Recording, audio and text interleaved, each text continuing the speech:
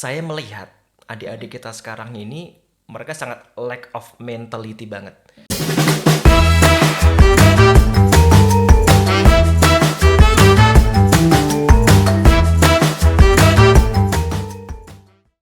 Lagi sama siapa nih aku di sini? Lagi sama kita manggilnya apa ya? Kang Prio ya? Kang boleh, Kang coach Prio. juga boleh. Coach Prio. Enak. Ya. Kang aja kali Yes, ya? Kang aja. Kang Bojonegoro aja. banget ya. Banget. Oke, bareng Kang Prio. Ya, Kang Prio lelaki. yes. Wow. Bingung kan kenapa prio dan lelaki? Prio itu laki-laki. Lanang. Lelaki, ya lelaki. Lanang. Tahu nggak kenapa? Gak tahu kenapa. Karena banyak pria-pria di luar sana yang belum tentu lelaki. Oh gitu ya. Betul, makanya saya mendeklar diri saya Kak, supaya orang tahu bahwa saya prio yang benar-benar lelaki, begitu Oke. ceritanya. Laki-laki, ya laki-laki Ya, gitu ya. tulen banget loh ya. Berarti ini Prio lelaki itu adalah nama panggungnya Betul. Kang Prio ya. Branding di semua media sosial boleh diklik, prio lelaki akan lelaki. keluar, semuanya ada. Boleh tahu nama aslinya Kang Prio? Namanya Prio Martono, Prio Jowo Martono. Tulen. Jawa Pol. Pol. Oh, kabeh namanya ya. Prio Wartono. Martono. Oke. Jadi Kang Prio ini Ya. salah satu sosok inspiratifnya Bojonegoro nih. Amin. Amin. Saya mendengar tentang Kampung Tumo, Kang. Ya. Kampung Tumo ini maksudnya gimana? Kampung yang banyak tumonya gitu. Mungkin banyak orang di luar sana yang akan berpikiran seperti itu. Iya. Jadi Tumo itu identik dengan Kutu ya. kutu seperti itu. Maksudnya kampung yang banyak kutunya atau kampung apa gitu. Iya. Jadi menimbulkan kesan penasarannya. Jadi ternyata Kampung Tumo itu sebuah area khusus Kak yang kita konsepkan. Namanya Kampung Tumo. Kenapa? Karena desanya, dusunnya itu namanya Dusun Tumo. Ya, dusunnya Dusun Tumo dan saya punya project, saya berikan nama konsepnya Kampung Tumo begitu. Oke, biar nggak salah paham. Jadi Kampung Tumo itu karena dusunnya namanya Tumo ya, Betul, bukan karena iya. di situ banyak kutunya. Tidak. Sekarang kan banyak sampo Kak. Oh iya. Pembasmi ya. Terus Kampung Tumo ini apa sih, Kang? Yaitu apa, tempat ngopi lah atau tempat wisata atau tempat apa sih? Oke, makasih Kak Luki. Jadi ide ceritanya konsepnya itu kebetulan saya punya semacam kayak project edukasi di Kampung Inggris Pari Kediri yang terkenal dengan kursus bahasa Inggris, dan saya juga punya project untuk pelatihan profesi yaitu sekolah pramugari, sekolah perhotelan dan berbagai macam profesi pelayanan jasa lainnya. Jadi saya buat di Kampung Inggris Pari Kediri karena menguatkan di sisi bahasa Inggrisnya itu. Tapi makin lama saya menyadari saya sendiri warga Bojonegoro, putra daerah asli, kenapa kok tidak punya rencana mengembangkan desanya sendiri. Jadi ide ceritanya itu seperti kayak membangun sebuah proyek di kampung sendiri itu rasanya mungkin akan lebih powerful kali ya gitu. Oke. Jadi konsep yang di Kampung Inggris Pari Kediri itu saya pindahkan ke Kampung Tumo. Jadi di situ kita punya tempat yang sangat luas, Kak, sekitar mungkin 6.000. Ya, di situ kita buat semacam kayak tempat pelatihan. Banyak-banyak pelatihan di situ, pelatihan pramugari, perhotelan yang kursus bahasa Inggris, termasuk pengembangan diri. banyak Jadi segala macam pelatihan itu ada di situ. Jadi banyak teman-teman dari dinas, dari instansi, dari komunitas, dari anak-anak sekolah butuh pelatihan apa saja kita siap menyediakan. Keren banget Kampung Oke, Tumo ini. betul. Ini lokasinya di mana, Kang? Tepatnya tuh di Kecamatan Kedewan. Kecamatan Kedewan. Paling ujung Itu kulon jauh dari pol loh. Bojonegoro nggih, berbatasan dengan Blora dan Tuban. Desanya namanya Desa Hargomulyo. Desa Ya, Hargomulyo. dusunnya Dusun Tumo itu Dusun tadi. Tumo. Mungkin dari Bojonegoro kota butuh waktu sekitar 1 jam lah Yakin 1 jam? perjalanan. Betul. Ya lebih dikit lah ya. Jadi Kecamatan Kedewan aja udah jauh banget ya. Yes, paling ujung. Wow. Terus sekolah ada tadi Kang Prio nyebut tentang sekolah pramugari. Sekolah pramugari dan beberapa pelatihan-pelatihan banyak ya di Kampung Tumo. Pelatihan kepribadian, pengembangan diri ya. Nih, kok di desa nih, Kang? Yes. Banyak peminatnya, Kang? Ya, very good questions ya. Jadi ternyata bukan Kak Luki saja, banyak semua orang kenapa sih harus di desa? Dan desanya itu di pelosok yang betul-betul paling ujung. Itu lokasinya itu benar-benar yang di tengah hutan, di tengah sawah Kak Luki. Jadi dari pemukiman itu butuh sekitar 2 sampai 3 kilo untuk menuju di tempat kita. Jadi benar-benar terisolir dan sangat-sangat pelosok sekali. Pertanyaannya bagus sekali. Kenapa kok harus di kampung? Dan kenapa harus di tengah-tengah hutan? Iya. Karena keresahannya adalah saya merasa banyak orang punya ilmu itu karena mereka mendapatkannya di kota. Iya benar. Dan siapapun yang ke kota pasti orang-orang yang punya cukup banyak biaya. Sehingga teman-teman kita di desa, di kampung itu mencoba ingin mendapatkan ilmu, tapi kesempatannya hilang hanya gara-gara ditabrakkan dengan masalah Biaya tadi ya. finansial. Wow. Nah, keresahan saya adalah bagaimana supaya training-training yang sifatnya profesional yang bikin orang akhirnya jadi meningkat SDM-nya itu ada di desa. Setiap desa punya training center sehingga apa? Desa yang identik dengan miskin, desa yang identik dengan kebodohan itu bisa kita lawan dengan adanya training center di desa. Keren banget. Nah, keresahannya itu kan.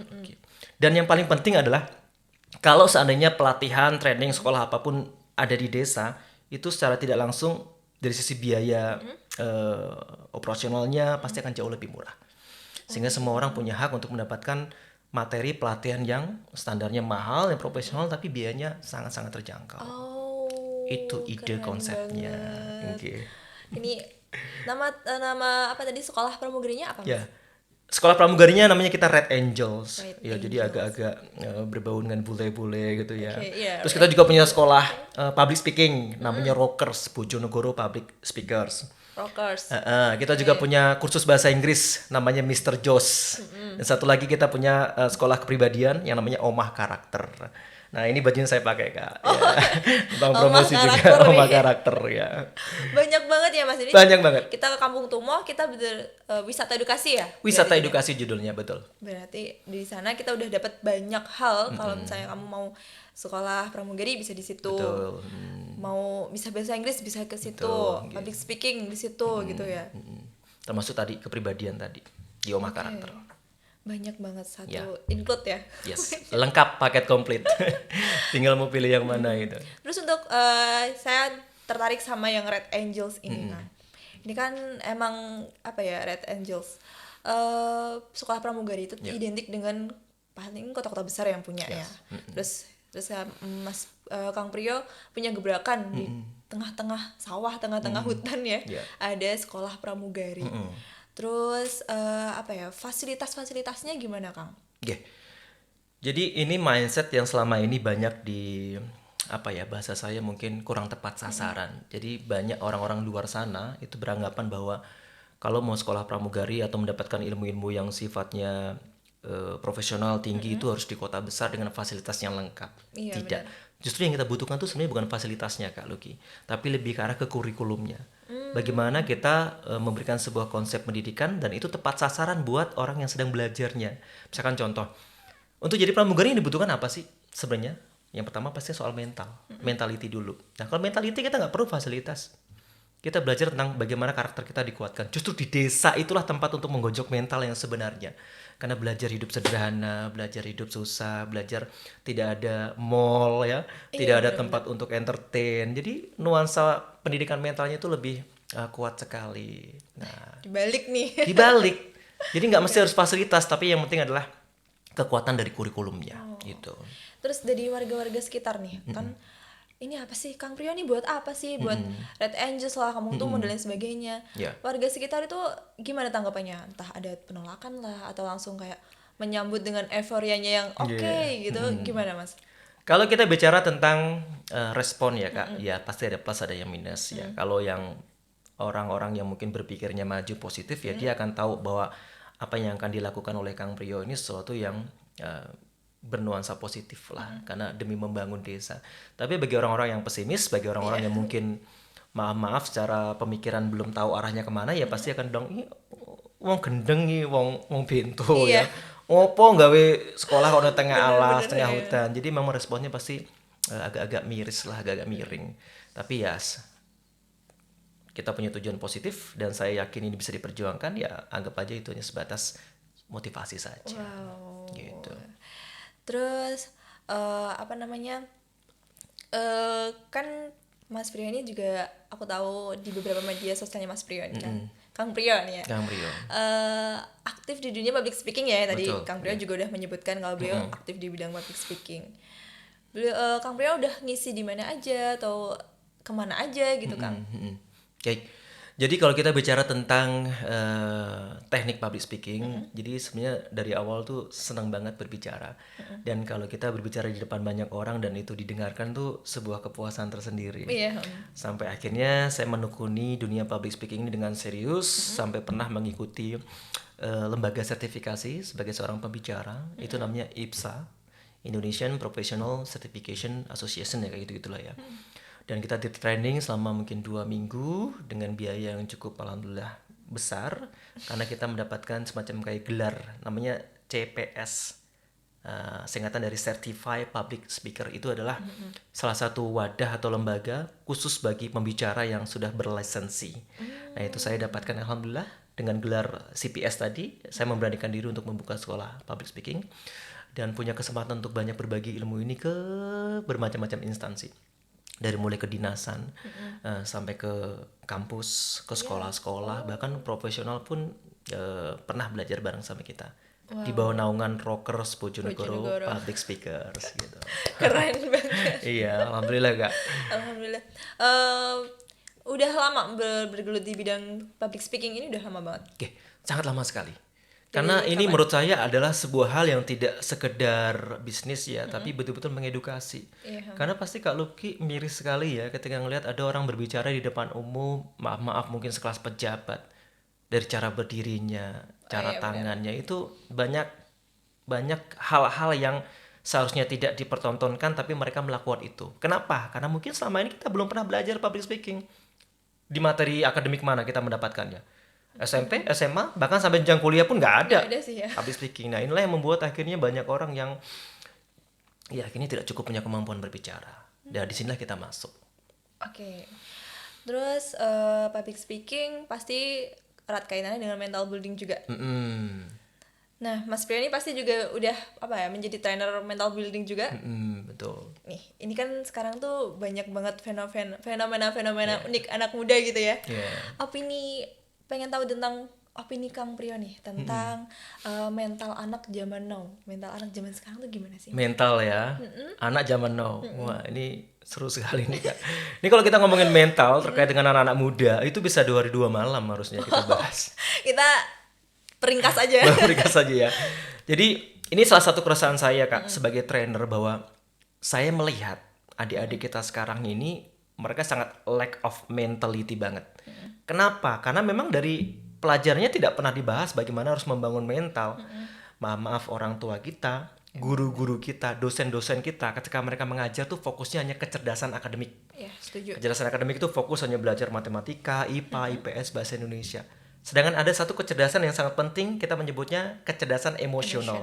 Inilah yang berhubungan dengan mentality, berhubungan dengan karakter, berhubungan dengan self-confident. Ini tidak ada yang menyentuh, tidak ada yang mengedukasi. Sehingga akhirnya apa? Ya banyak adik-adik kita tuh yang menjadi orang-orang yang akhirnya pinter secara knowledge, tapi secara keberanian mereka nggak punya. Oke, iya benar. Nah ini yang akhirnya ya seperti orang tahu ilmunya tapi mau berjuang nggak mampu. Karena mereka sudah merasa nggak bisa duluan. Iya, ini sangat berbahaya sekali kalau gitu. Sangat berbahaya. Iya benar-benar. Tentang karakter-karakter anak muda sekarang gitu kan, pasti banyak Mas Pio pasti Kang Prio pasti udah menemukan banyak hal karakter dari anak-anak ini. Yang paling membuat Kang Prio sedih itu apa sih? Satu, saya menemukan, dan ini bukan saya saja, mungkin banyak orang tua dan guru melihat bahwa fenomena di anak milenial zaman now itu, mereka tidak punya cukup keberanian, kemampuan untuk berkompetisi, untuk menciptakan sebuah karya, untuk memperjuangkan skill tertentu, tidak. Yang mereka lakukan sekarang ini lebih ke arah ke mental rebahan, santai, ria. Jadi nuansa-nuansa perjuangannya itu tidak ada. Karena tadi motivasinya aja udah nggak punya. Aku mau memperjuangkan apa, tidak ada. Sedangkan kalau zaman-zaman angkatan saya, mungkin teman-teman di luar sana yang lahir tahun 80-an, lain tahun 70-an, itu nuansa perjuangan kita tinggi. Karena kita dididik orang tua kita untuk segera mandiri sedari dini. Nah, anak-anak kita tidak dididik untuk itu. Banyak kan orang tua kita selalu memberikan kenyamanan-kenyamanan. Jaluk pulsa dikei, handphone baru dibelikan, mau apa-apa dikasih. Sehingga gregetnya anak itu untuk pengen do something yang betul-betul full power itu tidak ada. Akhirnya apa? Lembek mentalnya. Dan ketika mereka mencoba untuk keluar dari zona nyamannya mereka sekarang tuh banyak fenomenanya, aku stres, aku depresi. kayak gitu. Terus apa ya, do something yang merugikan dirinya sendiri. Tuh, menurut Kang Prio gimana? Dan merugikan diri sendiri itu bahaya, bahkan sampai ke arah ke mencelakai diri sendiri, bahkan rela untuk bunuh diri loh Kak Luki. Bener. Ini yang sangat mengkhawatirkan sekali. Saya tuh pernah dengar berita tentang kebucinan ya. Iya. Anak muda yang bucin terus patah hati gitu, akhirnya mereka bahkan melakukan apa ya, kejahatan buat dirinya sendiri, bahkan sampai bunuh diri. Tahu nggak itu kenapa? Kenapa? Ya jawab, kira-kira kenapa itu bisa terjadi? Kenapa ya? Karena sampai detik ini, aku pakai emosi dikit nggak apa-apa Ya ya? boleh. Sampai detik ini Kaget. tidak ada satupun pelajaran atau sebuah konsep kurikulum yang memberikan semacam pengetahuan tentang manajemen cinta. Wow. Tidak menarik ada. Padahal itu semua terjadi karena masalah perasaan, masalah Iya, CINTA. Orang tua kita tidak pernah mengajarkan. Tahu. Guru-guru kita hanya fokus tentang kecerdasan akademik. Sehingga manajemen cinta ini didapatkan dengan cara-cara yang sendiri-sendiri dan itu salah jalan. Sehingga dia merasa bahwa dengan gue menyakiti diri gue sendiri, yaitu karena bentuk kepuasan karena perasaan gue lagi sedih. Tidak ada ilmunya hanya ilmu menyakiti. Bahkan sampai rela bunuh diri. Iya. Parah kan Kak? Parah Dan ini terjadi banyak di antara lingkungan kita. Dan sampai detik ini tidak ada sebuah usaha atau proyek apapun yang piye carane adik-adik kita ini punya semacam pembekalan supaya mereka kuat dalam memainkan perasaan mereka. Oke. Itu tidak ada sampai sekarang. Bahaya kan Kak? Bahaya banget. Padahal ini tuh kalau misalnya orang-orang tua, Ya. orang-orang sekitar kita pastinya menganggap patah hati adalah fenomena yang wajar. Oke. Padahal impactnya tuh besar kan, sampai bunuh diri dan lain sebagainya. Berarti Kang Frio setuju nggak sih kalau misalnya orang tua itu harusnya apa ya? Kadang kan ada orang tua yang memberikan penolakan terhadap perasaan anaknya gitu. Nggak boleh pacaran, nggak boleh ini, nggak boleh itu. Kalau misalnya mereka patah hati langsung didoktrin, makanya jangan pacaran, makanya gini. Yang ada adalah blaming, pointing, menyudutkan, menyalahkan. Padahal anak-anak sekarang tuh nggak bisa seperti itu Kak. Mereka harus kita doktrin mindsetnya supaya mereka mau sadar peka dengan sendirinya. Dengan ocehan-ocehan, amarah-amarah itu malah terjadi perlawanan. Kuncinya sekarang itu Kak, banyak orang tua guru itu yang tidak punya kepekaan tentang deteksi perasaan. Oh ini keren nih Kak, deteksi perasaan. Jadi misalkan saya sebagai orang tua, anak saya perasaannya sedang apa nih ya melalui sikap tindakannya. Orang tua tidak peka, bahkan teman siapapun tidak peka. Sehingga kalau dia peka, dia pasti akan terjadi komunikasi. Kamu kenapa? Kok agak murung, agak merundung, agak sedih kenapa? Nah deteksi perasaan ini kalau kita peka, terjadi komunikasi, akan terjadi solusi. Nah permasalahannya orang tua tidak punya kesempatan itu. Sibuk cari rezeki, sibuk cari nafkah, alih-alih yang penting pulsa gue cukupin, bayar sekolah gue cukupin, urusan perasaan urusanmu sendiri, selesailah anak kita. Bahaya sekali. Ini pesan banget buat orang-orang tua ya. Kemampuan deteksi perasaan. Makanya saya punya kurikulum Kak di Omah Karakter ini itu manajemen cinta. Tidak ada lagi hal-hal yang tabu untuk dibicarakan masalah CINTA. Sedetail-detailnya sampai hal-hal yang sifatnya mereka harus ketahui. Jadi dengan pelajaran manajemen cinta tuh mereka semacam kayak punya barrier lah, tembok. Kalau saya sudah sampai melangkahi ini berarti saya salah. Nah itu yang harus kita sampaikan ke teman-teman kita di luar sana. Supaya bucin yang berlebihan itu tidak terjadi. Kalau kamu sakit hati, menangislah sekarang, teriaklah sekarang, bencilah sekarang, sampai azan subuh nanti selesai. Habis itu Pak, mandi, keramas, dandan, bertemanan lagi dengan banyak teman. Akhirnya kamu akan jatuh cinta lagi. Oke. Sesimpel itu. Banget. Ya kan? Dengerin nih dia, dengerin Iya. Perhatikan baik-baik. Jadi satu malam aja kalau mau nangis, bucinnya, luapin semua, nanti besok pasti plong lagi. Wes, kamu udah guling-guling. Nah, Wes. guling-guling, selesai urusannya. Oke. Terus untuk sekarang nih, Kang Prio ini lagi aktif ngapain? Lagi aktif di mana? Ngapain? Iya, saya seperti punya semacam kayak apa ya, bentuk pertanggungjawaban. Mungkin karena saya punya sedikit ilmu dan pengalamannya. Ada sebuah ruang hampa yang belum tersentuh oleh siapapun. Itu yang ingin coba saya masuki. Dari sisi apa, Coach Kang Prio? Dari sisi tadi, pelatihan tentang pengembangan diri. Kak Luki pasti yakin, secerdas-cerdasnya orang, sekaya-kayanya orang, semua itu basic dasarnya adalah kepribadian. Kalau kepribadiannya kuat, kepribadiannya bagus, perjuangannya pasti bagus. Nah, pelatihan tentang kepribadian ini yang tidak tersentuh. Nah, saya ingin masuk ke ruang hampa itu. Sehingga harapan saya adalah siapapun di luar sana yang mungkin punya kesempatan bertemu dengan tim kita untuk mempelajari tentang materi-materi kepribadian, mereka akan punya semacam kayak mindset baru bahwa kalau aku pengen jadi orang yang produktif, orang yang betul-betul punya karya, caraku harus seperti ini. Nah, ini yang coba saya perjuangkan di semua lingkungan yang ada. Harapannya kita akan banyak mencetak SDM-SDM yang betul-betul punya kepribadian kuat. Tidak hanya sekadar cerdas akademik, tidak hanya sekedar sarjana A, sarjana B, tapi kepribadiannya betul-betul menjadi orang yang menyenangkan dan punya sisi yang positif. Oke, Gitu, keren Kak banget Kang Priyo. Apa yang dari tadi kita bicarakan nih, Kang Priyo tuh keren banget ya. Apalagi beliaunya juga sangat peka terhadap fenomena-fenomena yang ada di lingkungan sekitar. Dan ini pesan buat kalian anak-anak muda. Ya. Dan semuanya sih, bukan cuma anak muda ya, Ya. Kang. Kalau misalnya kalian lagi stres, lagi depresi, lagi nggak enak misalnya, jangan langsung melakukan sesuatu yang merugikan diri sendiri. Betul. Ya kan? Alangkah baiknya kita mencari kegiatan yang bisa menambahkan skill kita, bisa. Istilah sekarang healing katanya. Oh iya, healing. Healingnya yang gimana nih, kan banyak healing yang merugikan diri. Ini ada healing yang apa ya, yang bisa membuat diri kita tuh makin makin keren gitu ya, makin keren, makin menjadi orang yang lebih baik lagi. Salah satunya healing yang terbaik adalah datang ke Omah Karakter Kampung Tumo. Healingnya bisa dua loh Kang, Kak Luki. Healing itu kan bisa dua kategori. Healing secara lingkungan, karena kita melihat pemandangan-pemandangan yang baru, yang fresh, yang menyenangkan diri kita dari pandangan mata. Itu healing yang pertama. Healing yang kedua tuh healing tentang perasaan.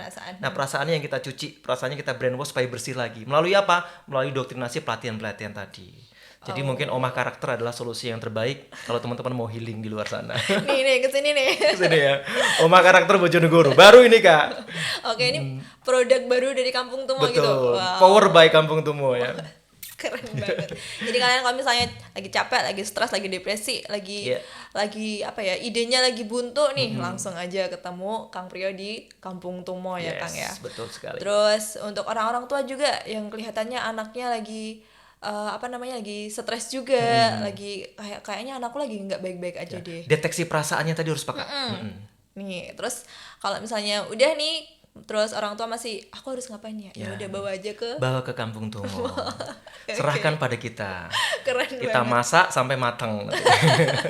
Keluar dari situ udah jos gandos. Jos gandos pokoknya. Dijamin mentalnya strong. Wah, gitu ya. keren banget pokoknya. Iya. Oke. Senang banget nih bisa ngobrol sama Kang Priyo. Sama-sama, Kak Diskusi Luki. tentang banyak hal ya, Kang Priyo. Mudah-mudahan kita ada kesempatan lagi buat ngobrol lagi ya. Amin. Kayaknya masih banyak yang perlu diulik nih. Siap. Oke. Terima kasih banget Kang Priyo sekali Sama-sama Kak lagi. Luki. Sukses selalu. Amin. Kang Priyo juga dengan segala usahanya Kang Priyo, bisnisnya Kang Priyo dan Amin. Kampung Tumonya, mudah-mudahan sukses. Amin. Terima kasih, Terima sampai kasih ketemu banyak. selanjutnya. Sampai ketemu lagi semua. Terima kasih Terima banyak. kasih. Thank you banget hari ini, luar biasa.